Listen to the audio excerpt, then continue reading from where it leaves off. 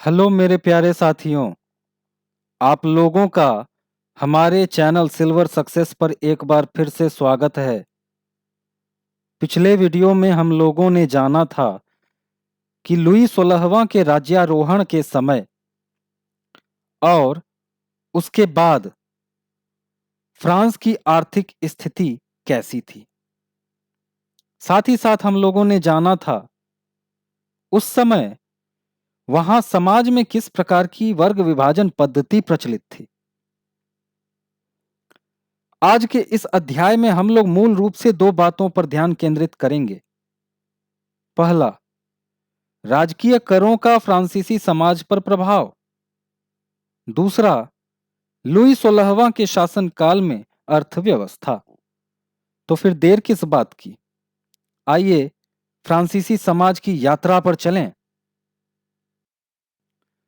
Louis 16वां के सम्राट बनने से पहले ही फ्रांस की आर्थिक स्थिति खराब थी, जो बाद में कर्ज के कारण और भी ज्यादा खराब हो गई।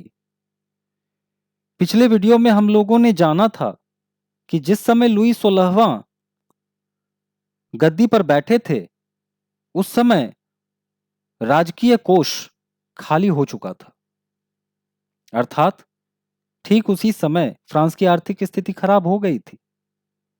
आगे चलकर विभिन्न युद्धों के कारण और राजदरबार की शानो शौकत बरकरार रखने में किए जाने वाले खर्चों के कारण कहीं न कहीं सरकार, राज्य कर्ज में डूबती चली गई। परिणाम हुआ कि आर्थिक स्थितियां कहीं न कहीं दिन ब दिन बदतर होती चली गईं। खैर, वक्त गुजरने के साथ ही कर्जदाता अब फ्रांस की सरकार से 10% की अतिरिक्त रकम की मांग ब्याज के रूप में करने लगे। परिणाम स्वरूप फ्रांसीसी सरकार अपने बजट का एक बहुत बड़ा हिस्सा दिनों दिन बढ़ते जा रहे कर्ज को चुकाने के लिए मजबूर हो गई। शुरू में तो सिर्फ कर्ज लिया गया, लेकिन बढ़ते टाइम गैप के कारण कर्जदाता अब 10% की अतिरिक्त रकम की भी मांग करने लगे ब्याज के रूप में।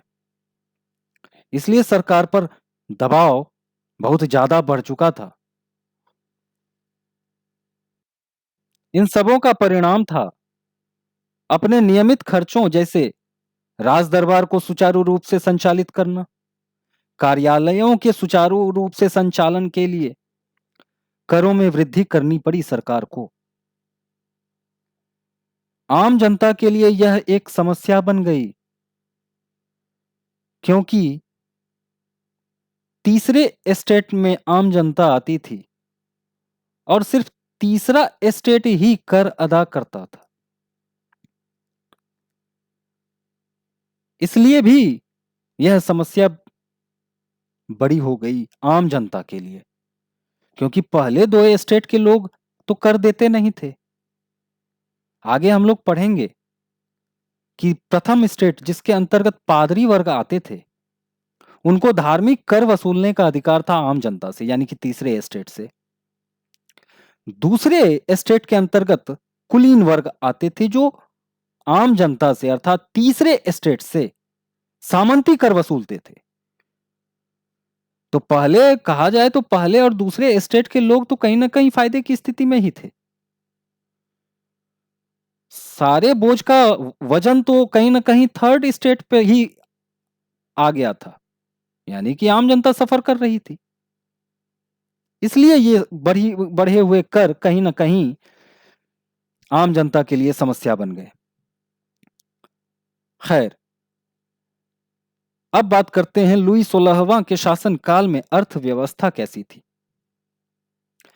एस्टेट नामक वर्गों में विभाजित फ्रांसीसी समाज मध्यकालीन सामंती व्यवस्था का ही एक प्रकार था।